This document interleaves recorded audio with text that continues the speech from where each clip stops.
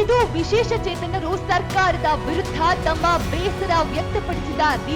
ತಮ್ಮ ಅಂಗವೈಕಲ್ಯದ ಹೊರತಾಗಿಯೂ ನೂರಾರು ವಿಶೇಷ ಚೇತನರು ಇತ್ತೀಚೆಗೆ ಶ್ರೀರಂಗಪಟ್ಟಣದಿಂದ ಮೈಸೂರುವರೆಗೆ ಪಾದಯಾತ್ರೆ ನಡೆಸಿ ಮೈಸೂರಿನ ಜಿಲ್ಲಾಧಿಕಾರಿ ಕಚೇರಿಯ ಮುಂಭಾಗದಲ್ಲಿ ಅಹೋರಾತ್ರಿ ಧರಣಿ ನಡೆಸಿದ್ದಾರೆ. ಇವರ ಧರಣಿಗೆ ಮುಖ್ಯ ಕಾರಣ ಇವರ ಬೇಡಿಕೆಯನ್ನ ಸರ್ಕಾರ ನಿರ್ಲಕ್ಷ್ಯ ಮಾಡಿರೋದು. ಸರ್ಕಾರ ಇವರಿಗೆ ತಾತ್ಕಾಲಿಕ ಹುದ್ದೆ ಕೊಟ್ಟು ಕೇವಲ 9,000 ಸಂಬಳ ನೀಡುತ್ತಿದೆ. ಆದರೆ ಇವರ ಸೇವೆ ಖಾಯಂಗೊಳಿಸುತ್ತಿಲ್ಲ, ಸಂಬಳವನ್ನು ಹೆಚ್ಚಿಸುತ್ತಿಲ್ಲ.